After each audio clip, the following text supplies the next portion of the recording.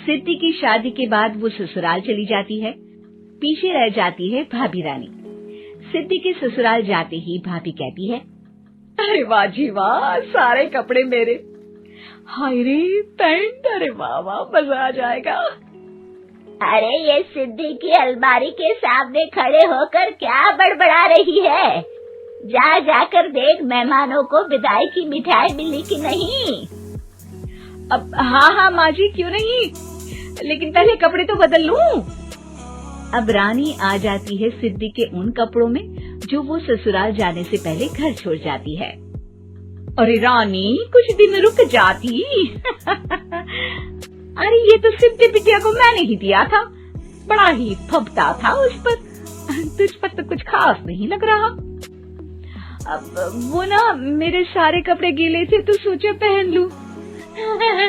वैसे भी सिद्धि को कौन सा दिन पुराने आउटडेटेड कपड़ों को पहनना है। वैसे भी ये सूट तो मैंने तभी पहना था, वैसे खास है भी नहीं ये। हाँ ठीक है, लेकिन ना मेरी सिद्धि पर तो जमता था। सारे मेहमान चले जाते हैं और सिद्धि ससुराल से मायके पहली बार आती है। अपना घर, अपना कमरा, अपनी अलमारी। ये बोलकर जैसे ही सिद्धि अलमारी खोलती है तो सामने उसके कपड़ों की जगह कुछ और ही रखा होता है। माँ, ओ माँ, जरा कमरे में तो आना। सास और रानी वहाँ पहुँच जाते हैं। रानी ने पहनी होती है सिद्धि की जींस और टी शर्ट। अरे भाभी, ये क्या? ये तो मेरी बड़ी ही महंगी टी शर्ट है, इसे आपने घर में क्यों पहनी है? अरे बहुत मिलती है दीदी ये चौक की मार्केट में, 150 में। ओ भाभी प्लीज, ये एरोपोस्टल है, 2000 की एक टी शर्ट।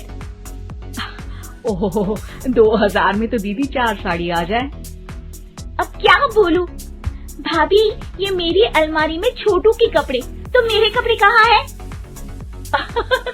मेरी अलमारी में। अब दीदी आपको कौन से पुराने कपड़े पहनने थे? माना भाभी, लेकिन मैं जब घर आती तो यही सब पहनती ना। अरे तुम तो बड़ी कंजूस हो दीदी। खैर वक्त आता है जब सिद्धि ससुराल के लिए रवाना हो रही होती है। अरे रानी, अंदर से सिद्धि का गिफ्ट ले आ, लड़की पहली बार ससुराल से मायके आई है। रानी अंदर जाती है और एक सिंपल सी साड़ी लेकर बाहर आ जाती है। ये लीजिए माँ जी। सास बेटी को गिफ्ट देकर ससुराल भेजती है। अगले दिन रानी एक सुंदर सी साड़ी पहनकर सामने आती है। अरे रानी, ये तो वो साड़ी है जो मैंने सिद्धि को देने के लिए दी थी जब वो ससुराल ले जाती, लेकिन ये तूने कैसे पहन ली? अरे माँ जी, ये साड़ी तो मुझे बहुत पहले से ही पसंद थी, लेकिन चिंता न करिए, मैंने सिद्धि के लिए भी अच्छी सी साड़ी दी है। हाँ। तभी सिद्धि का फोन आता है। क्या माँ, कुछ अच्छा तो दिया होता ससुराल ले जाने के लिए। अरे पहले दिखा दिया होता। यूँ चमकते हुए पैकेट में नौकरानी वाली साड़ी मत दिया करो माँ। अरे बेटे, वो तेरी भाभी ने ना गलती से उससे पैकेट बदल गया। हाँ, मैं कल ही तेरे भाई के हाथ से तेरा वाला पैकेट भेज दूंगी। अरे रहने दो माँ, आई एम श्योर भाभी ने अभी वही साड़ी पहनी होगी जो तुमने मेरे लिए रखी थी। तुम तो समझ नहीं पाई उनको। खैर छोड़ो, मैं ज्यादा बोलती अच्छी नहीं लगती, रहने दो, आपको उन्हीं के साथ रहना है, फिर बात करेंगे। सास को रानी पर गुस्सा आ जाता है। वो उसके कमरे में जाती है जहाँ वो शादी का एल्बम देख रही होती है। रानी, मार्केट जाकर एक ऐसी ही साड़ी लेकर आ, कल प्रतीक जाकर सिद्धि के घर दे आएगा। अरे क्यों माँ जी, कितनी साड़ी देनी है दीदी को? यहाँ कोई सेल लगी है क्या? अरे चुप कर, मेरे बेटी के हिस्से की साड़ी खुद पहन ली, अब ज्यादा ज्ञान बांट रही है। एक दिन सिद्धि का फोन आता है। माँ, मेरी सास ने आप सबको खाने पर बुलाया है। सारे लोग सिद्धि के ससुराल पहुँचते हैं। खाना खाकर वो लोग निकल रहे होते हैं कि सिद्धि की सास सभी को गिफ्ट देती है।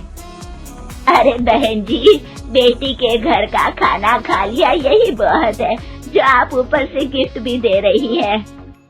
अरे बहन जी, आप भी कहाँ इन बातों पर विश्वास कर रही हैं।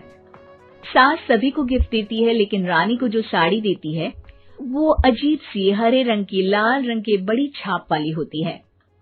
अरे छी, ये कौन पहनेगा? सासू माँ को तो जरी वाली इतनी सुंदर, और मेरे लिए ये नौकरानी वाली।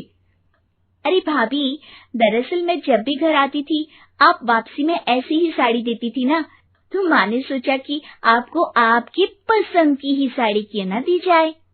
बेचारी रानी, बोलती भी तो क्या। सिद्धि और सास रानी का चेहरा देखकर हंसने लगती है, तो रानी समझ जाती है कि अपने ही बिछाए जाल में वो फंस चुकी है।